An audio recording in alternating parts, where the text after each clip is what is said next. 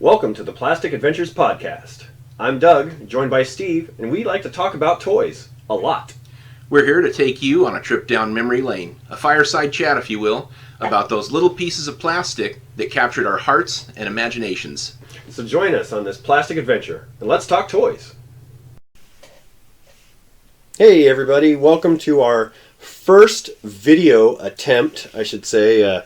It's not an attempt. I think we're probably going to go with it, depending on if there's a hiccup or not. But our first video for Plastic Adventures Podcast. Yes, live, in Technicolor, in full animation, in rotoscope, recorded. Live and yes, recorded. We are live in the toy room. In front of a fake studio audience. And as you should have expected if you've listened to any of our other shows, yes, we are old, white, balding, graying, a little thick around the middle. yes, little more to love.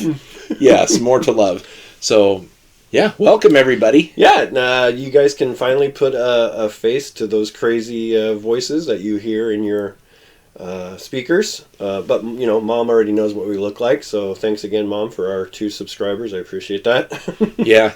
Yep. Actually, we're getting up in there. We shouldn't say that anymore. I think we've got 8 whole subscribers now, so whoever our 8 subscribers are, thank you very much. And if my boss is watching this, I am wearing pants. Yes, don't worry about that at all. I got, well, technically shorts, but hey, you know, you're splitting hairs, right? So, anyways, so... Well, let's kick it off with some news. Yeah, news. Did you hear anything out there that... I have heard that Legacy, somebody found Legacy on the shelf. Already, huh? Yep, and that wasn't supposed to happen yet. But I heard somebody had found a Legacy Skids on the shelf. Oh, man. Okay. So I don't know if that's a true thing, or I don't know if that's one of those... but, I mean, they had a picture, so... I don't know. Could it be real? Could it not be real? Well, I mean, it's good news. And, you know, if you are a southeastern Washington person and you're waiting for this stuff... as soon as, like, California starts getting it, that's normally when we start to see it here. Mm-hmm. So, aside from, like, the Ultra Snowmageddon that closed up all of the westbound passes... Slowed everything down. If people are starting to see it, it's not going to be too long. The shelves are still looking a little bit sparse from my little daily adventures to Walmart, but I know it's coming. Yeah, I know that if it is indeed a shelf, an actual shelf find, even if it's on the East Coast, within the month, I would say within 4 weeks, we should be seeing it over on this side of the country. Yeah, I now mean, that's if I mean it could have been that it was just on the shelf mistakenly. Now I know that there are some examples of people finding something on the shelf before the street date, and they get to the self-checkout or the checkout, and they're told by the cashier that they can't have that item. I don't know. That, to me, that seems wrong. I mean, like, if you put it on your shelf, I'm going to buy this sucker. But apparently some things have been told that they can't have them. So I don't know if this will turn into one of those cases or not. But it is something to note that somebody maybe found something on the shelf. Yeah, I can speak to that. I'm looking at you, Kennewick Target. And that guy who's worked there forever. I can't believe you love your job. Anyways, so yes, good news. But, I mean, we really haven't even seen mass release of Blaster and the Last of Kingdom yet. No. I haven't seen Slammer. And Pipes. And Pipes either. So I'm not as big of a Pipes fan as you are. I know you are a pretty big Pipes fan.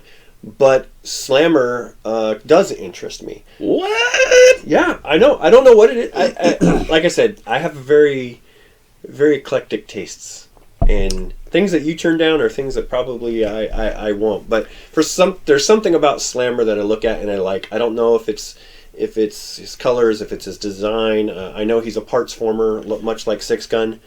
But I don't know. There's something about him. So it's fine. I'll keep my eyes open. Well, I don't know. We'll see. We'll see. No, Pipes is just... It's like everything that was really cool about Huffer. Only he didn't have the arms coming up here like this thing. They actually had him down, and he had really neat colors. And I had one when I was a kid. I got one now.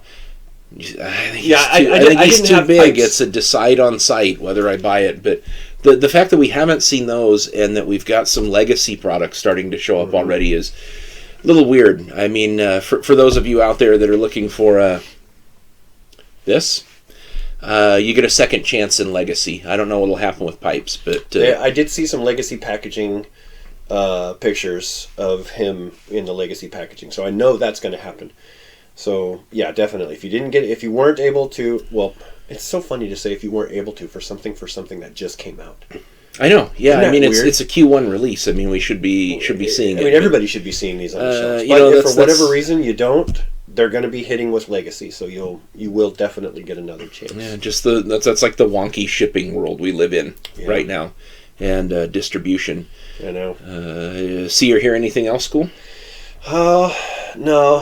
For so far this week, I was kind of busy with work, so that was kind of the only news that kind of piqued my ears, so to speak, because I really am looking forward to Legacy Skids. So that one was a good little piece of news to come into my world. Yeah. So I saw something kind of interesting, and if we got GI Joe peeps out there, which I know we do.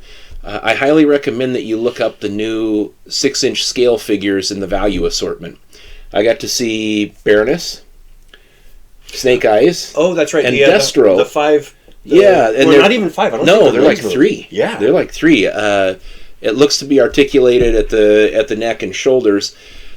Unlike some of these other gimped out figures that they put in there for value's sake, though, the sculpting is really actually good on those. I did see those, and so the Snake Eyes and the Destro look very similar to their classified counterparts. The ones with their the multi-articulation. But the good thing about the Baroness is that she comes in the blue costume, which if you did not, like me, were not able to get a chance to get the Baroness with the red cheapy motorcycle for $80+, this is a good chance to grab a Baroness in that scale. You won't be able to pose her like you'd be able to pose the other classified figures, but she would be able to fill that spot of Baroness, Destro, Cobra, you know what I'm saying? So until we learn a little bit more about this new exclusive 6-inch line to Walmart, which I do not think these value figures are going to be a part of. I hope not. We talked about it a podcast or two ago. I don't know if it's up yet, but it's the retro 6-inch scale figures that are going to be coming, and Baroness was one of the code name that was given to her originally was one of the code names for one of the SKUs that's coming. So I think we can pretty safely assume we're getting a 6-inch Baroness on some retro looking card like the Black Series archives and so forth and so on. You know what would be really cool is a 6-inch O-ring. Like they just upscaled an O-ring. I don't know if you'd like that. I would love that. Man, I don't know. They got to do something about the head size because it's already oversized on the O-ring figures. No, upsize everything and just make it look like it just As much as I love O-ring Joe 3 3/4, I don't know. Although there is a dude on. Man, I wish I remember the name of the group, but one of my Facebook groups who is 3D printing and upscaling and selling these as customs, and these suckers are like 9 inches tall or something. Like 9-inch O-rings? Big, yeah. Really? They look great. And it's really kind of a labor of love for him. I just saw the Serpentor Air Chariot upsized for his big Serpentor. How is he doing the rivets? He's 3D scanning, and rivets aren't a problem. But for that big, for upscaling, I mean, how are you going to... Well, you figure they're going to go from a little 4-inch scale to like 8, so you can get rivets big enough that you could just take your riveter and squish it down and make the joint. I wonder if he has to print the T-bar. Now that I don't know. That's a tough one. I don't know if you print the T-bar or maybe not. there's something else where he's replacing the O-ring altogether and just putting a little stick or something. I don't know. Could be. Maybe something that goes through the whole cavity of the figure and then holds the waist on and then spreads out for those legs to go. Yeah. Because I can't imagine he's modifying the parts that drastically to get it to go. But what a cool idea, though. Yeah, if he does a Duke, then I'm a Duke guy. I probably got to buy it. So, yeah. You're a Duke. What is it? A Duke Optimus Prime He-Man kind of. I like characters. I can't help it. I like you're a characters. character collector. Toy Fair's canceled. Yeah, I think I did hear about that. Yeah, a lot of people pulling out of that event. A lot of COVID concerns with it, and with some of these companies like Hasbro and Mattel, they're now doing a lot of online reveals anyways. I mean, we go to Matty Collector or Hasbro Pulse, and you get to see a lot of these new exclusives. I just don't know if it's as special having a Toy Fair, but I remember years ago, I looked forward to Toy Fair, San Diego Comic Con. I used to look forward to Comic Con. Comic Con nowadays is like I wouldn't go to it. Yeah, BotCon. I mean, they would always do the big reveals. There'd always be tons of cool stuff that they showed. Yeah. What we're going to be missing out on though is probably a lot of the smaller, these sort of niche toy producers when they just come out and announce like a 5-inch Highlander line. Oh man, that would be cool too. It exists, but it's been delayed for like 12 months. I've got them on order. But I think probably what we'll see going forward is things like PulseCon, like how they did it, where Mattel will do an online kind of con. They call it a con, but it's just basically reveals, right? Yeah. It's just reveal panels, which is still kind of cool because I mean, as a toy collector, that's really all you're there for, right? You're just there to see the reveals. PulseCon this last time did a few skits and stuff, and I think that the some of the panel hosts were kind of a little bit but the reveals were still very cool. So I was very impressed in seeing the figures actually being able to be held. With the Sky Striker, what did they have? They had the one that they had actually made. And had all the parts for, which was cool for a reveal. So you actually get to see it in hand, how big it is compared to a person and things like that. So and then when they showed off the Snake Eyes and Storm Shadow O-ring retros, I about came out of my seat. That was the one that did it for me, and I don't know if it did it for everybody else, but that was the one that did it for me. I was like, yes, that's what we wanted. That's how you should have done it in the first place. Yeah. Quit your bitching. We got what we wanted. We've been asking for. It's too expensive. No, come on, dude. $20 in today money is like $12 in 3 or 4 years ago money. Don't pass it by because you think it costs too much, because O-ring's going to be $25 a piece in another 4 or 5 years from now with the way the economy's inflating. I'm hoping that this is like the first glimpse that we get at Hasbro's move into the retro O-ring. I'm hoping that this is what's going to come. They've showed too much. Cobra Commander and Cobra Officer, all that. They've got way, way, way, way more than what they're showing us. So I want to see that. If they're going to do a panel for the now deceased New York Comic Con or Toy Fair, I mean, I'm looking forward to it. It'll come at the end of February. Imagine just one day when you're on your scouting trips into stores and you find an O-ring Joe on the peg, like back in the day. I mean, I wouldn't cry, but I'd feel like a kid. Well, it's at some points it has already felt really, really good going into a Walmart aisle and seeing retro Transformer, retro Ninja Turtle, retro He-Man, Motu Origins. I mean, hey. It tickles me to death. I love seeing that old stuff, and I mean, I am the patrons of advanced age at this point who are purchasing these items. So we are their target audience. Give us 100%. Yes. So those were like the news items I had. There was a couple other interesting little things. Some new Batman 4-inch figures from a normally crappy company that actually made them really cool for the new movie, but. I'm still looking for that. What was it? That NECA 6-inch Keaton Batman. Well, it was I don't ever remember that toy being released as a regular release. You had to get the movie colors by buying the DVD or Blu-ray release of '89 Batman. Maybe with this new Flash movie that's in the works, or it's coming up with Keaton as Batman. Maybe we'll get there you go, in one of their multiverse or whatever their thing's going, and an 89-ish, maybe like Batman Returns type of costume for it. I'd still take it though. Well, I'd still take McFarlane's been killing it. The new line of their stuff is really good. If you guys have not been keeping up with this, they're getting ready to release a really sweet Superman, Batman, Dark Knight Returns set, where it's got Batman in the big chubby armor. Oh, yeah. And I know With the square head. they also have they've revealed the regular figures too. And I already own 2 big bulky Dark Knight Returns Batmans, and I guess I'll buy another one. They know who their audience is. Come on, they know you're going to do it. Yeah, me. They released it just for Steve. It's on their paper. This figure is for Steve. Can't get enough cranky old angry Batman. Yeah. Yep. Okay, so pickups. We get any cool stuff? Yes, we did. So thanks to you for finding the Kingdom Blaster. Here, let's get a zoom in shot of that Extreme bad boy. Close up. Whoa!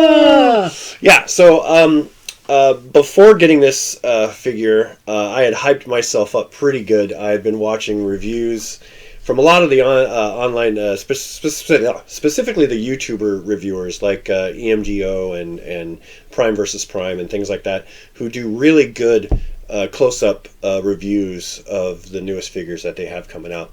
And I don't know if they get them like from Hasbro before. I think some of the YouTubers have like this thing where they get them pre-released before. Like Pixel Dan gets stuff sent to him from Mattel, which is cool. Yeah, he does some really great in-depth review videos and far more technically savvy than what has been so thus far produced for our channel. Yeah, but you know, I've been watching those and really kind of hyping myself up for this figure because Blaster is one of my favorites. Blaster and Soundwave are like my favorite Transformers, and to have the little cassettes, and you know, we've talked about this before and other things where if there was something small enough that I can slide in my pocket and take it to school, that was the bee's knees back then. So the cassettes, things like that I could sneak in my backpack, that was it. So Blaster and like Soundwave were like the top of the line for those things. Oh, and the Robot Watch. Man, if Hasbro released another...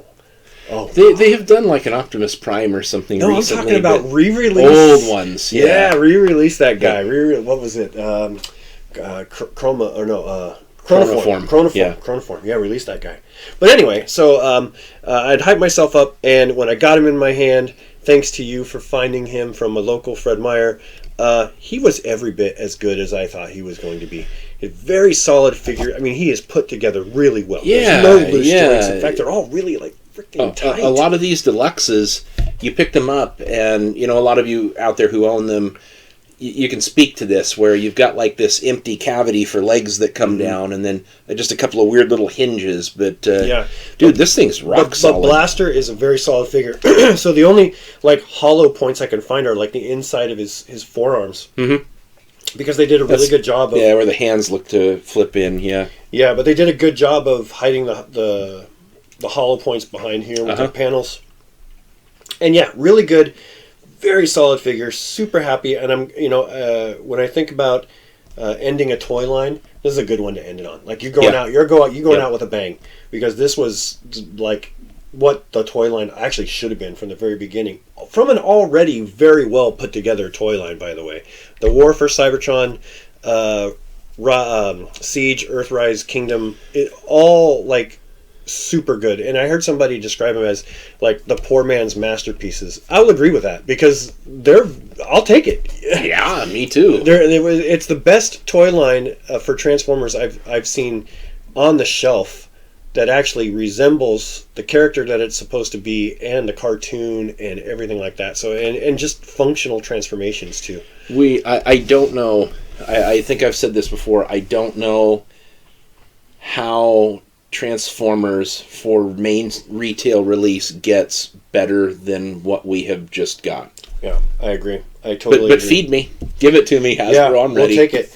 And, the cartoon line, a lot of people have mixed feelings about it. Some people liked it, some people didn't, some people were whatever. But it did its job, which what the original Transformers has done, which what the original Masters of the Universe did. It was just there to help sell toys. That's really all it was. It wasn't there to be any kind of, Oscar-worthy animation or performances. Then, mission accomplished. Mission accomplished. Yeah. It was just there to sell toys, and that's what it did. And so, yeah, Blaster is my my current pickup for this since we've talked last, and I couldn't be more happy with it. Yeah, well, there you go. Take a look at it. Baggy and all. What do we got there? It's about a 4-dime bag now if you collect G.I. Joe.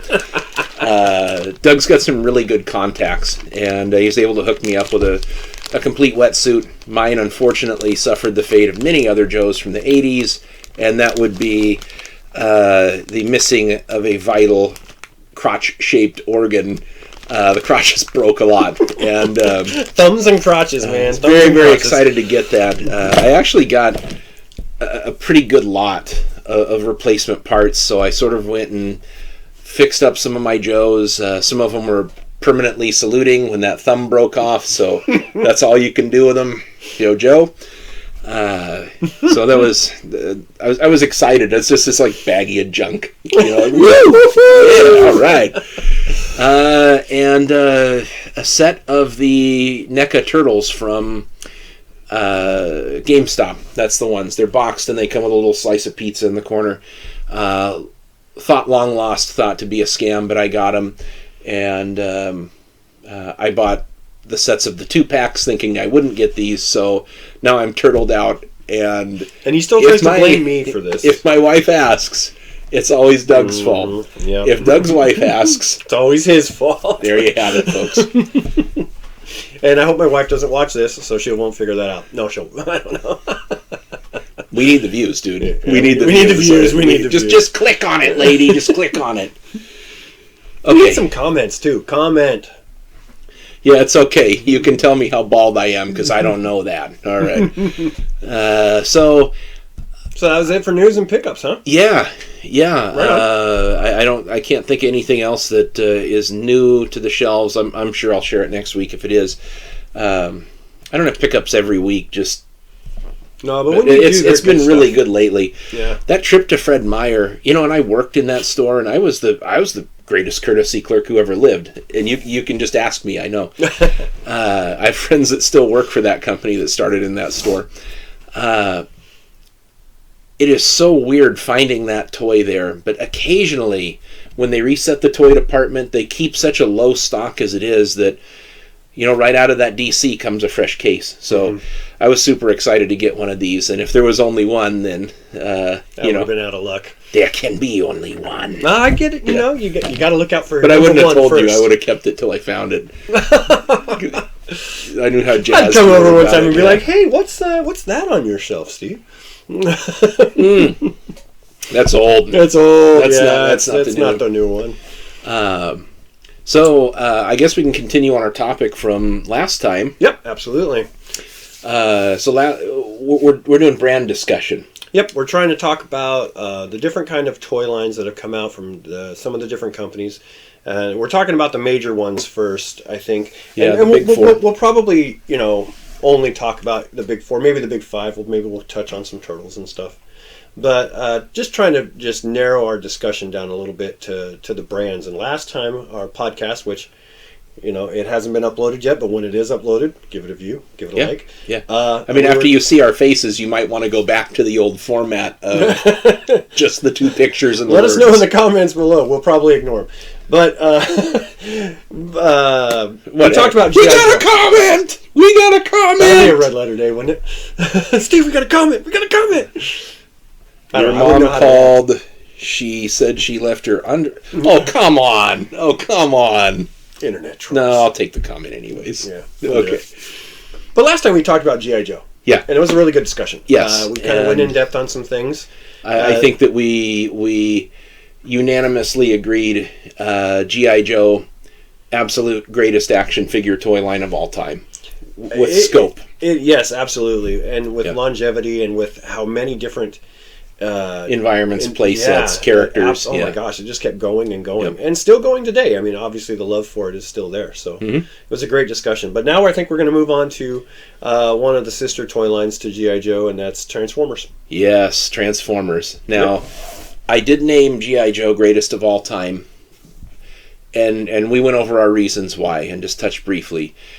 Transformers is my absolute favorite toy line of all time. It gave me my absolute favorite fictional character of all time, and in a market where we did have spacemen, we had barbarians, we had some army men, we had some superheroes.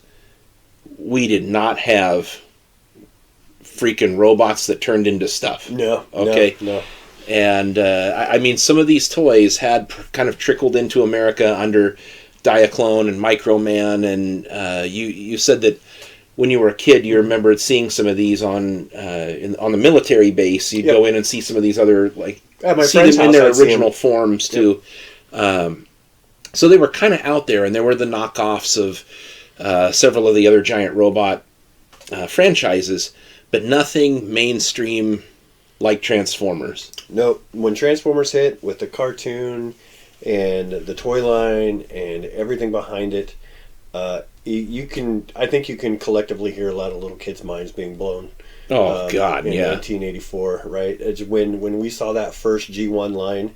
And I can still remember the commercials to this day, like the flying over the countryside, and and he transforms, and just wow, what the heck, man!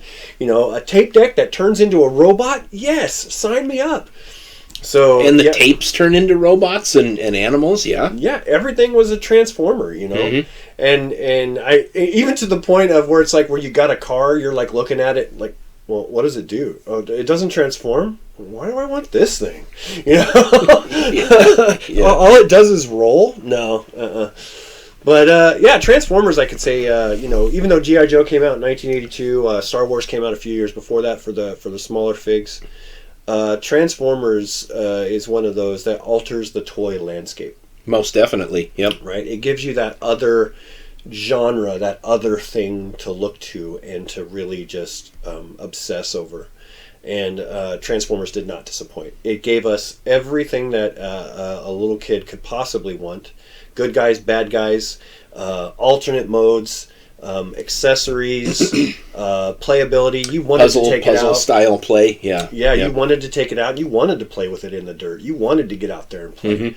But it was just phenomenal. I can't think of any other word for that because it really was just a phenom. It was never seen before up to that point in America. I should say. I agree with you. So my first experience, I think it was a Saturday morning. I don't know about you, but I didn't at that age. I think this would have been about like 83ish, something like that, or maybe the cartoon was 84. I think cartoon was 84. Toys launched 83, cartoon 84. I was still fairly young. I don't remember watching a lot of after-school cartoons. You know, I watched He-Man because He-Man it took Star Wars out completely for me. That was it. But I remember watching that cartoon, and I didn't make the very beginning of it, so I didn't get the Transformers more than meets the eye. I didn't get all of that, but that thing had me like coming out of my chair. I got up and ran outside and pretended I was a Transformer before the Transformers episode was even over. I had some Hot Wheels cars, and I was out there in the dirt pretending that those were the Autobots and the Decepticons. I mean, that thing had me in like 3 minutes. Yep. Watching going from car to robot, and then there's such a variety, and the voiceover talent is just nuts. I mean, there's some stinker episodes for G1. I don't know if I can hold this, but that's part of the charm of that series. But I mean, it did its job. But I mean, everybody else though, super distinct, and you had vac metal parts, and you had bright colors, and you had cool military jets, and just Megatron was a gun. I mean, what's more like here, 80s than a robot that turns into a gun? Mom coming home, here, hon, here's a toy I bought for you to play with. Don't kill your sister. It's a gun. And oh man, I can remember it came with plastic bullets. Megatron came with plastic bullets. I think they nerfed his spring. It still shot them plastic bullets. They'll shoot your eye out. But yeah, so man, I mean that thing just. And when you look at the card art when you were walking down the aisle, He-Man's cool. You know, got that cool burst. G.I. Joe, very cool. But Transformers is actually, all of that art was done by a guy that did automotive art.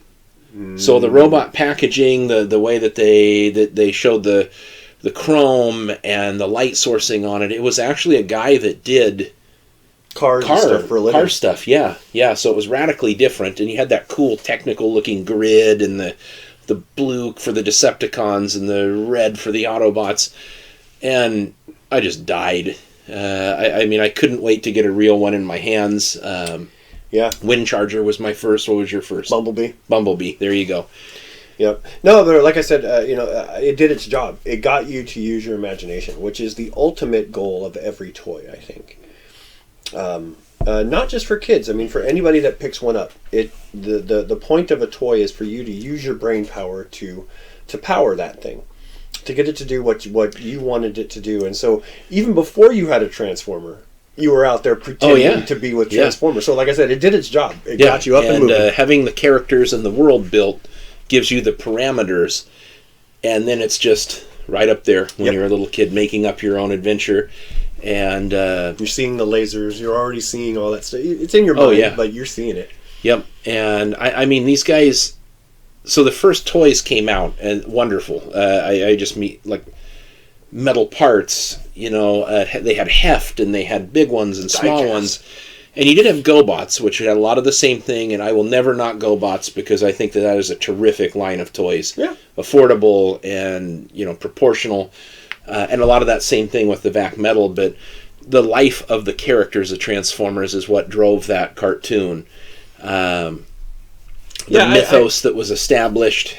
Yeah, I should say, I should go back on what I said a little bit earlier. I said that Gobots were out before Transformers. I remember they Tonka were, released, but it was only like a few months, if I remember. Yeah, they didn't beat them by far, and there was like next to no support. Yeah. And then Gobots got that Hanna-Barbera cartoon that has no shading and do the laugh. A lot of teeth. Don't do the laugh. You had it shared a lot of the same voice talents, believe it or not. But I still like Gobots, even to this day. I still think Gobots are cool because some Transformers actually did come from the same line as the Gobots did from Japan. There were some that were part of the Microman, and Gobots did the same thing with, even though Tonka did, there were some that were Machine Robo that came over. Yeah, that was the whole, Machine Robo was the main line over there. Yep. And Transformers, for the uninitiated, really it was like a collective of all of these Japanese robots, and they cherry-picked a bunch of different lines and came up with Transformers. It was never just Diaclone. Right. It was Microman and everything else. The whole Jetfire controversy. They took that Takatoku Valkyrie and made that into Jetfire. And when Robotech became popular, which was Macross brought over, they could not have their main toy because Hasbro brought it over already. So too bad there. But anyways. Yeah, so Gobots, hey, I'm cool with Gobots. Tell me I'm wrong in the comments.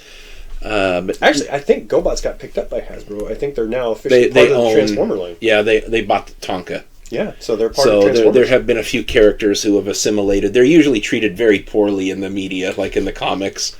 I don't know how many dead Psykill panels there have been in Transformers comics. I stopped reading a while ago, but...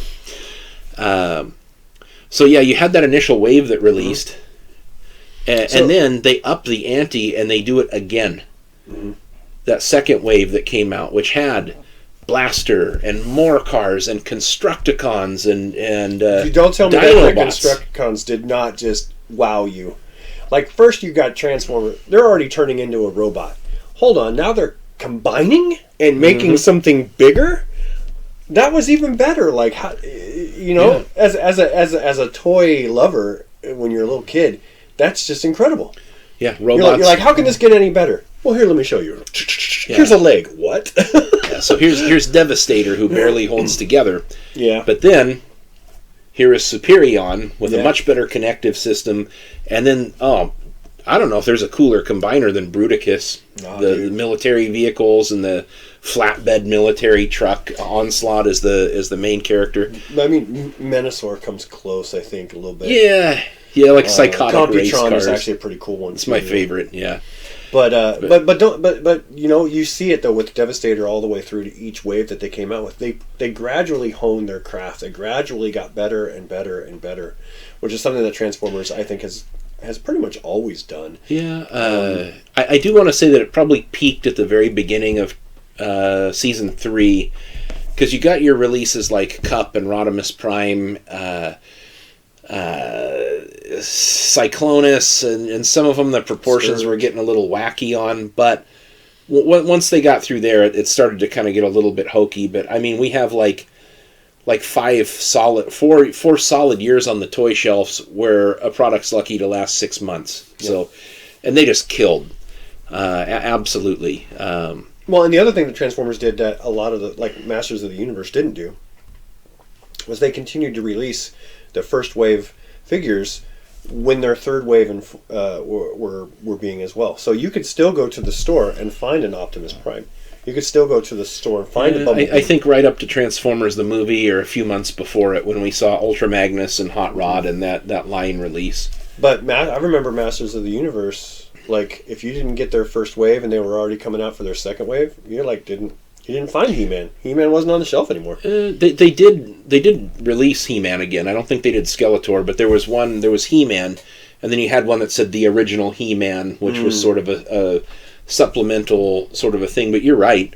There was no going back and refreshing, and then they got really greedy. But that's a story for the Masters of the Universe brand discussion. But this one was, I mean, I remember Transformer aisles just always being stocked with Transformers. And not that people weren't buying them. I mean, there was just enough stock to go around. Oh, yeah. Right? Once the initial waves were selling out at the end of the year near Christmas, where it was just impossible to get anything, they upped their game, and they did it extremely well, and there wasn't tons of Transformers finding their way into the clearance bins.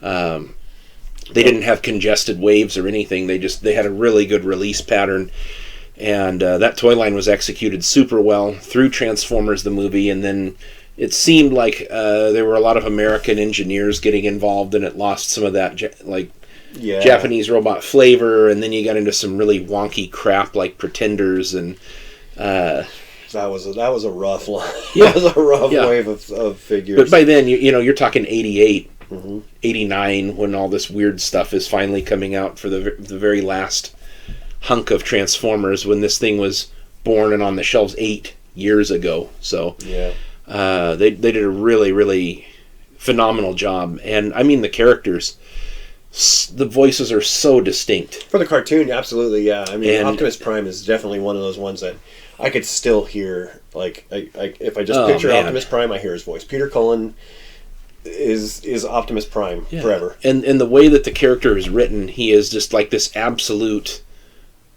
due north of good. Like, everything about that character is good and righteous and right. It's everything a person should want to be or strive to be.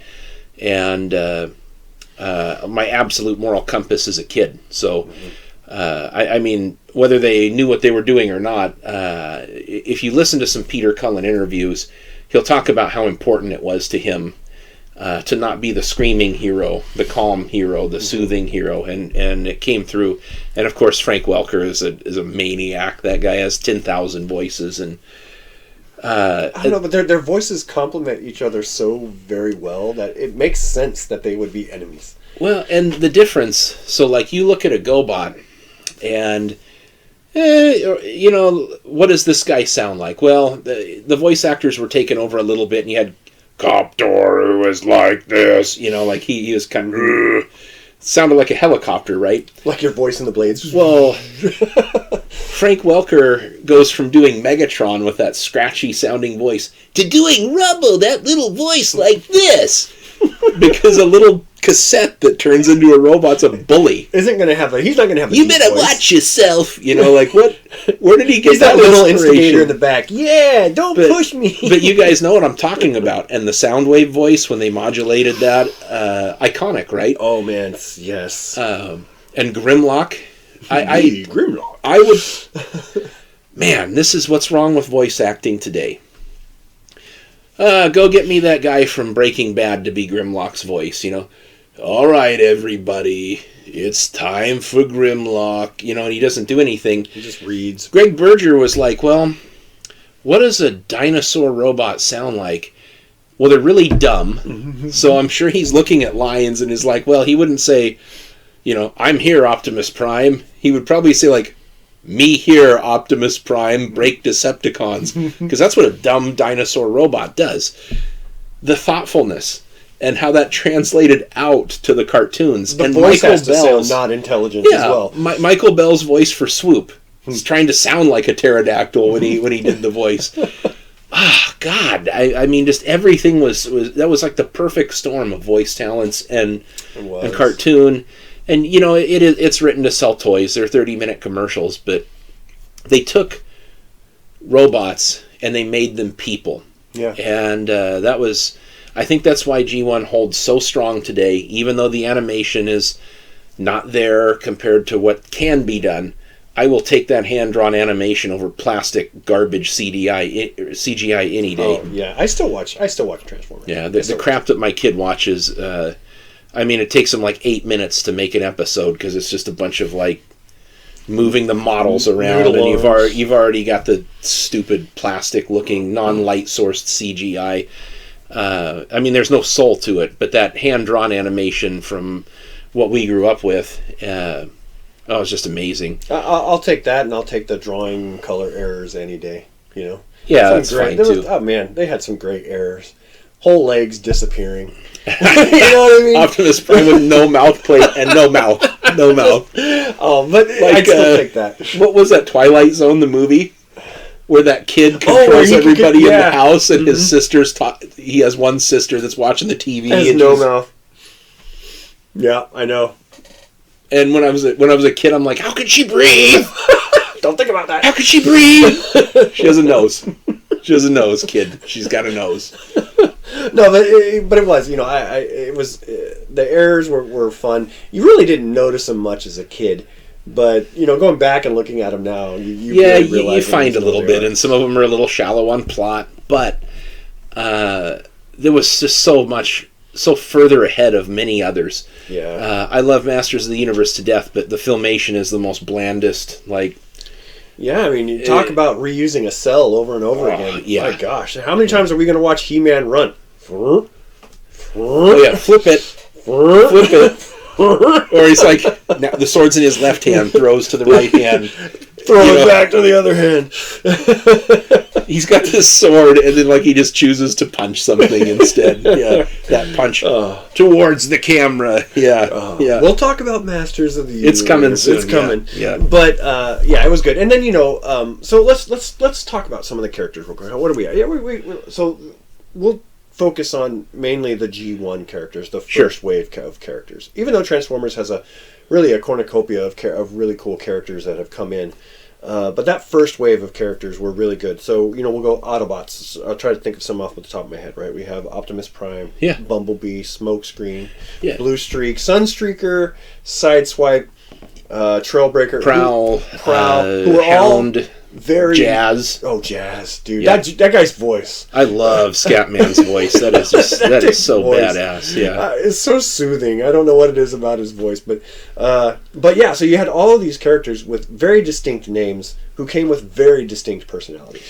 They did. Yeah, they really did. And you know, a lot of Wheeljack. Oh man, yeah. Oh, he talked with the lights on his ears, man. Come Ratchet, on. Yeah. But these characters were so well done and so well conceived, I think, that as a kid, you're looking for those things that you can recognize. Yeah. And not have to try to dig through the mess of trying to figure out what this character is about. These guys, when you're watching them, you know what they are. You know what they're doing. You know what they're about. There's no gray. There's no anything. These are the good guys. They act like the good guys. They sound like the good guys. And you instantly fall in love with them. The personalities are extremely distinct. Yeah. So... do you remember in one of the first episodes where you had Sideswipe and Sunstreaker together? And Sideswipe's like happy-go-lucky. Hey, it's Casey Kasem. Yeah. I don't know what's going on. Well, I hope they don't scratch my paint. Sunstreaker's don't scratch my paint. Yeah. But his voice sounded like a guy who would be concerned about having his paint scratched up. Yep. And then to watch them in the cartoon the animators did a really cool job of being able to make them transform. I think they took some of their toys to heart and looked at some of the key features in how they would transform, like how the cars ones with their arms would come down and then fold under, like how they would kind of do it like a push-up or something as they were transforming. Yeah, at least the initial episodes with the stock transforming animation. Yeah, it looked really, really cool. And then some of them, they were just like, want a car. But you're right. Care was given, at least on the initial first and second, into second season. Yeah. And when we were finally able to get these toys in our hands after watching the cartoon, those characteristics transferred over right away into our hands. We knew how this guy acted and talked based on the cartoon that we had watched, and so we took that to heart. And whatever we were playing, that's who they were. We didn't have to come up with something else. We knew who they were. The thing that really drove our imagination was putting them in different situations than we had seen on the and screen. What can the vehicle do? What can the robot do? Yep. Yeah. So when we have G1 Optimus Prime with the trailer and his little rover, was it roller scout in there, and then you take that out and you slide Jazz up into the back of that thing. That's cool. That's cool. You're outside, you're playing, you're in your room playing, you're sick. Man, Transformers were a great toy if you were sick, wasn't it? Oh, yeah, even if you're playing on your bed. Oh, gosh, yes. Yeah. The little ones, you pretend that your folds in your bed are like little jumps and you're just making... Oh, yeah. Man, I could play with a Transformer anywhere, so it really, sick was... that was the time where I got to be happy and play with my toys. I'm sick. I'm going to go to play my toys. I regret not being sick more often. I wish I was so sick. In COVID times, I wish I was so sick. Oh, man. I was sick here, I'd be doing chores, so... I would. You'd make like little tunnels in your blankets and just it was fun. Yeah. But and they had different sizes too. That was the other thing cool. You're right. You had the big ones like Optimus Prime, all the way down to the little ones like Bumblebee, and so you could put them in any kind of action sequence you wanted to, but man, they were really cool. I remember not having all of them. Having some of them and my friends having some of the other ones, so we would kind of bring them all together, and it was a way for us to play together as well. We would have ones that we didn't have. Yeah, and we, that was when trading started big for me as a kid. I don't know if you did that. I was a pretty good horse trader back in the day. Yeah, I mean, when Transformers and G.I. Joe hit, man, Doug turned into a little trader. I'd be, oh man, I got this guy, and I'll throw in this one if you're in trading that one. Like trading was a thing. Yeah. Trading was a currency as a kid. You know what I mean? The more action figures you had, the richer you were in currency. I think I've told you before that if I got one that I was particularly excited about, a really good trade I was happy to have, I would really downplay how excited I was because I didn't want some kid that I just traded with seeing how cool the toy was and then wanting to trade back. Even if to get more for it, yeah. Even if we had invoked the sacred tenet of black, no trade back. No trade backsies. If you said that, black, no trade back, and shook hands, you better not. You would better not. Don't call your parents to come and get the trade revoked. Don't do anything, or else you are in the trade community. An outcast in the community. Yeah, you are not allowed to bring your toys over to my house, and vice versa. Yeah, I'd just be like, he's okay. As soon as that kid left, yes, excellent. Turns into Burns from Simpsons. Smithers, I have acquired him finally. Enjoy your wheelie. I'll enjoy my snake eyes. Yep, exactly. Oh, all right. We digress. It's time for you to go home. Get the F out. Play with my snake eyes. But the thing that I did about Transformers, which is the thing that I did with all of my toys, was they were good in the cross universe of things.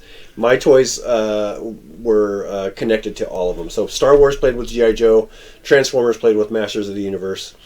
There was, I would still play with them individually, but when I wanted to, I'd bring in characters from all other ones.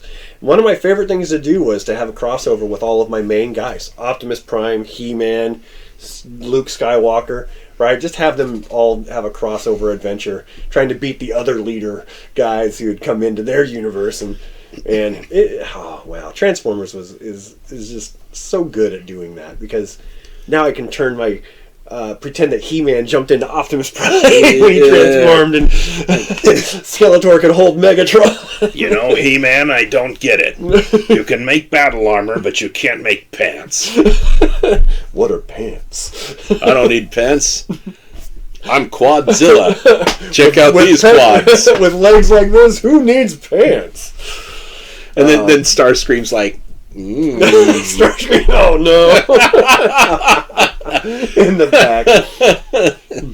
And hey, speaking of which, right, we're talking distinct characters. Yeah. What anybody from the 80s who's ever seen a Transformer doesn't remember Starscream? Starscream, yeah. That voice? Yes, well, first of all, Starscream and Cobra Commander, same guy. Same voice. Yeah, same voice. But completely separate characters. Yeah, because Starscream would just go to his boss and tell him, you know, like, you're going to die and I'm taking over. One of these days, I'll tell you. Can you even imagine one of your employees coming up to you? Hey, no. Hey, Steve. Someday, Steve. I'm gonna have looking at you. job. Someday, Steve. You are gonna be gone, and I'm gonna do your job. One of my favorite parts. Why don't you go clean that toilet? But yeah, staff evaluations way down. So Starscream, I don't picture him so much as a narcissist as I do ambitious. Ambitious, absolutely. So Cobra Commander is a narcissist who's destroyed by his own narcissism. I'd love to have like a conversation between those two when that guy was still alive. Yeah. Like, he would have to have a back and forth conversation with himself in that voice. Oh, I don't know. But they would never get along, or they'd both try to stab each other. They try to stab each other in the back. Yeah. But I was gonna say, I have to say my favorite Starscream scene is in the movie. Where Megatron has been defeated. And they're all in Astrotrain, and Astrotrain, for whatever reason, in space is like, I need to dump some weight in space. Jettison some weight. Yeah. I can't pick up speed. I need to jettison some weight. Starscream's first reaction was, well, I'm picking up Megatron, and Megatron, I still function. When you wanna bet? I love that scene. Just what does it say about Megatron's friends that nobody tried to stop him? No. Even Soundwave was like hanging out in the back, like, yeah, well, this is a good opportunity to get rid of Megatron. Soundwave superior, Constructicons inferior. I mean, he said it best. I mean, even though Soundwave kind of did his part to pick him up from the battlefield, he really didn't step up when it was time to protect him completely. He just kind of stood by and went, yep. And he really shouldn't have given a squat about the Seekers and the Insecticons that got dumped out of the ship. But you're right. Who the hell needs to jettison weight in space? There's no freaking gravity. Like, what? Starscream didn't even question that. He's like, well, okay, I gotta get rid of the junk. Too bad.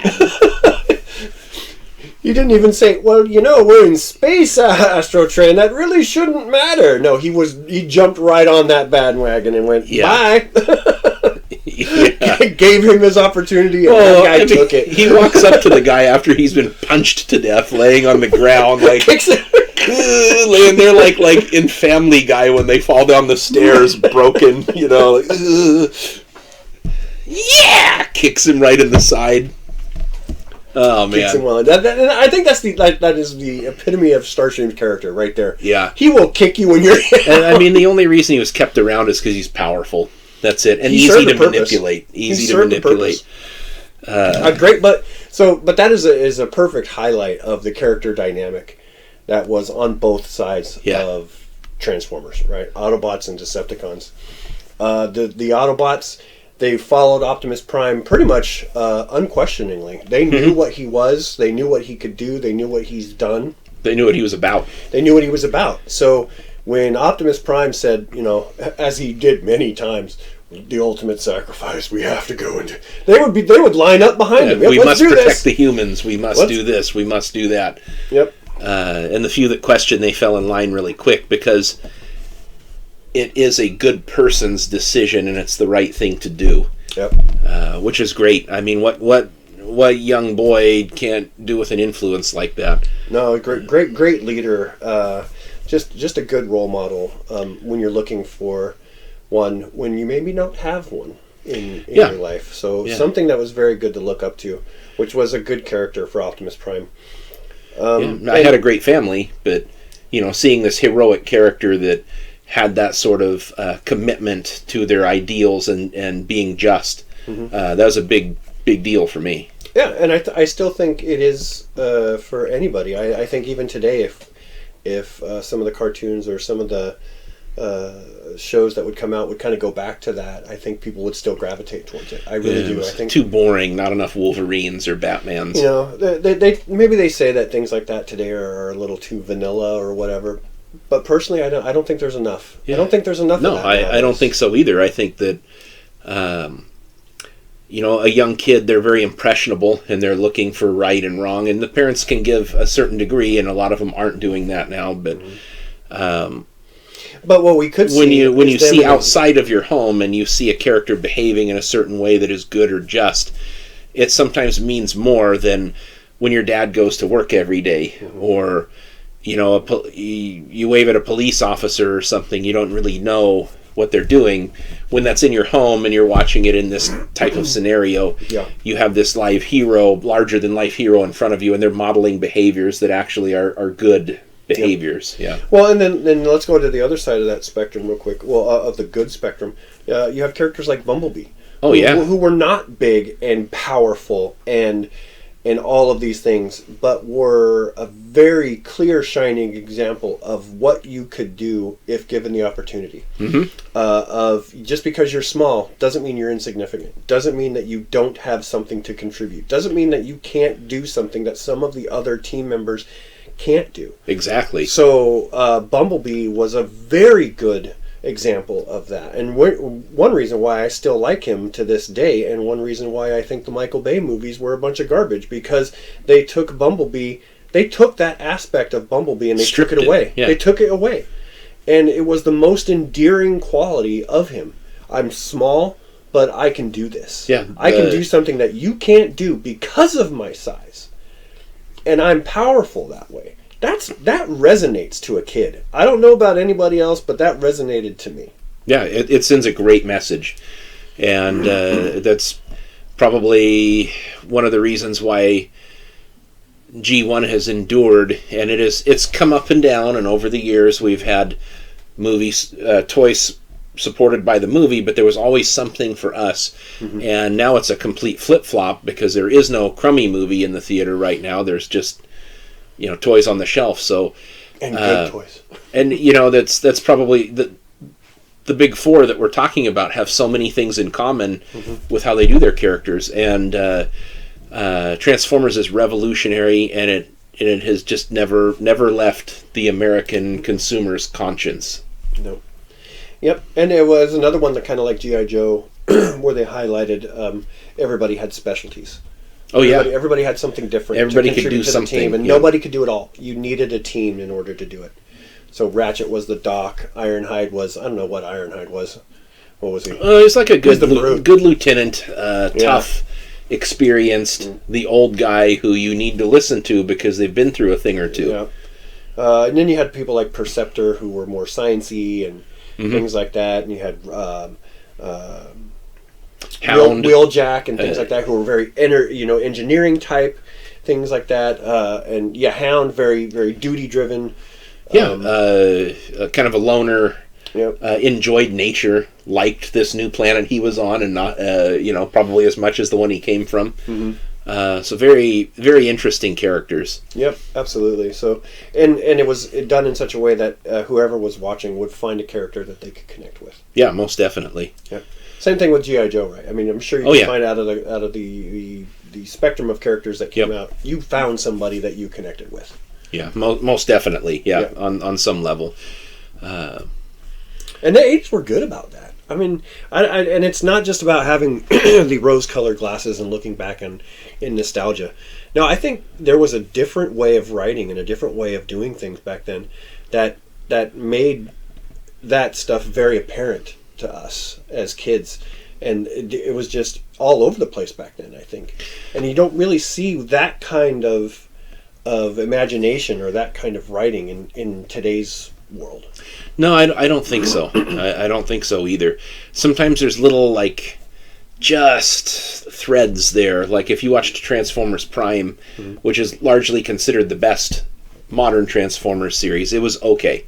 Optimus Prime was like Grandpa Prime. And, you know, Megatron was threatening and maniacal, and Starscream was a little bit of that cowardly opportunist, but the flavor was very bland on that show. They did not have those other kinds of voice actors involved who were looking at their characters saying, who is this?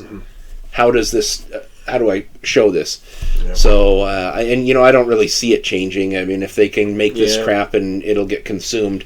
The bright side is that the more that's out there, whether we love it or not, the more toys will be out there for us to be had. So, you take the good with the bad. This new Bumblebee movie that's coming out, I'm sure it'll have more G1 goodness. I'm sure it'll do a couple of Bay things in there that'll be horrible.